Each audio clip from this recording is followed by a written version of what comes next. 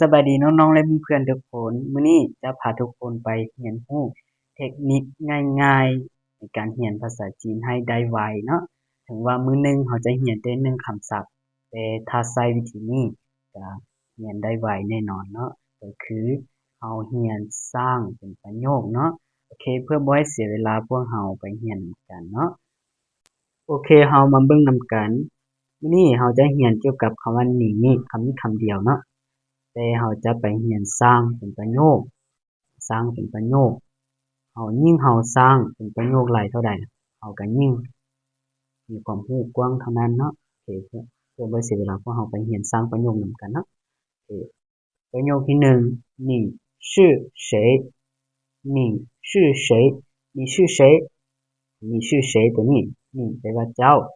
ชื่อแปลว่าแมนหรือว่าเป็น谁แปลว่าไผ你是谁เจ้าเป็นไผก่อนอื่นเราจะต้องได้สร้างประโยคแบบง่ายๆก่อนเนาะประโยคต่อไป你好吗你好吗你好吗你好吗เจ้าสบายดีบ่เจ้าสบายดีบ่ประโยคต่อไป你吃饭了吗你吃饭了吗你吃饭了吗นี่แปลว่าเจ้า吃饭กินข้าวแล้วมาบ่你吃饭了吗แปลว่าเจ้ากินข้าวแล้วบ่ประโยคต่อไป你喜欢苹果吗你喜欢苹果吗你喜欢苹果吗你แปลว่าเจ้า喜欢แปลว่ามัก苹果แปลว่ามักแอปเปิ้ลมาแปลว่าบ่你喜欢苹果吗เจ้ามักแอปเปิ้ลบ่ประโยคต่อไป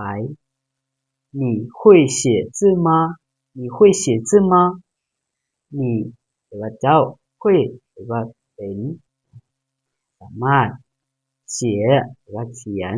字แปลว่าหนังสือมาบ่你会写字吗เจ้าเขียนหนังสือเป็นบ่ประโยคต่อไป你喜欢狗吗你喜欢狗吗你เจ้า喜欢มัก狗แปลว่าหมามาแปลว่าบ่你喜欢狗吗แปลว่าเจ้ามักหมาบ่ประโยคต่อไป你在哪里你在哪里นี่แปลว่าเจ้า在แปลว่าอยู่哪里แปลว่าไสแปลว่าบ่อนใด你在哪里เจ้าอยู่ไสประโยคต่อไป你在做什么你在做什么你เจ้า在อยู่做เฮ็ด什么หยัง你在做什么แปลว่าเจ้ากำลังเฮ็ดหยังอยู่นี่你在做什么เจ้ากำลังเฮ็ดหยังอยู่ประโยคต่อไป你喜欢喝水吗你喜欢喝水吗你แปลว่าเจ้า喜欢มัก喝แปลว่าดื่ม水แปลว่าน้ำมาแปลว่าบ่你喜欢喝水吗เจ้ามักดื่มน้ำบ่ประโยคต่อไป你有书吗你有书吗你เจ้า有แปลว่ามี书แปลว่าปึ้มมาบ่你有书吗ก็เลยแปลว่าเจ้ามีปึ้มบ่ประโยคต่อไป你会唱歌吗你会唱歌吗你เจ้า会หรือว่าเป็นหรือว่าสามารถ唱歌หรือว่าร้องเพลงมาหรือว่าบ่你会唱歌吗หรือว่าเจ้าร้องเพลงเป็นบ่ประโยคต่อไป你冷吗你冷吗你冷吗你แปลว่าเจ้าเหลิงแปลว่าหนาว มาแปลว่าบ่นี่เหลิงมาเจ้าหนาวบ่โอเคประโยคต่อไป你累吗你累吗你แปลว่าเจ้าเล่แปลว่าเมื่อยมาบ่你累吗เจ้าเมื่อยบ่